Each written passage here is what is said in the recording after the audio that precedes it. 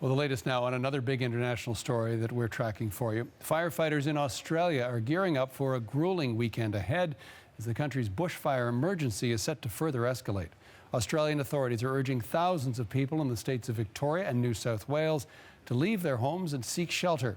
Nearly 8 million people, about a third of the country, under a state of emergency.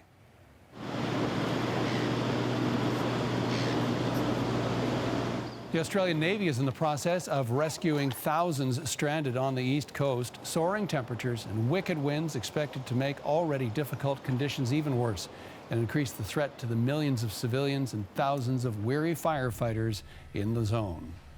Is a very large logistical arrangement where we have asked thousands of people to relocate, but essentially our priority is saving life and closely followed by property. So we want to see people out of these locations, which are going to be very dangerous. Unfortunately, the not so good news is that this continuation in weather pattern that we see, where we have a couple of days reprieve before we see things deteriorate again, is just an ongoing cycle for us this fire season.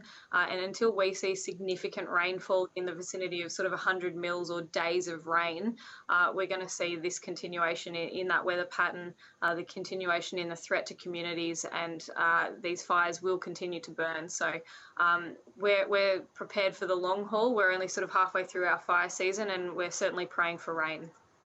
With the help of the military, thousands are fleeing while they still have a chance. Freelance reporter Roger Maynard is in Sydney, and he brings us the latest.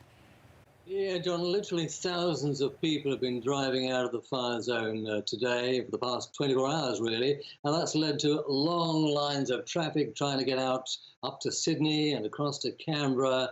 And most of those seem to have succeeded. An estimated 50,000 people were trapped down on the south coast of New South Wales earlier this week. Some of them are refusing to leave. They want to try to protect their homes, and they want, if all else fails, they will seek sanctuary in evacuation centres on the south coast. Further south in Victoria, it's much the same sort of crisis. 28 people are missing after this week's bushfire. 2 are dead. And meanwhile, in Malakuta, which we're seeing now, nearly 1,000 people have been evacuated by the Royal Australian Navy, and they'll be heading back to the Melbourne area tonight in a voyage that'll take 20 hours. But thousands more have been left behind, and there's literally no way out. I mean, the entire town is surrounded by fire, and the road is closed. So those who remain either get out by sea or have to wait for another couple of weeks. Well, the next few days, according to weather conditions anyway, set to be dire. What are you watching for?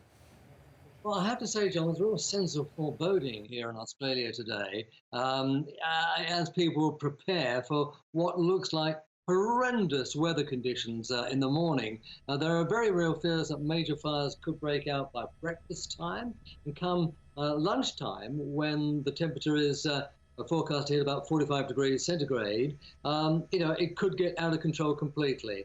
3,500 firefighters are standing by to deal with the onslaught in New South Wales alone, similar number in Victoria too. And today they've been back-burning and building containment lines in the hope of keeping those fires at bay. But clearly there is worse to come, and no one really knows how serious it's going to be.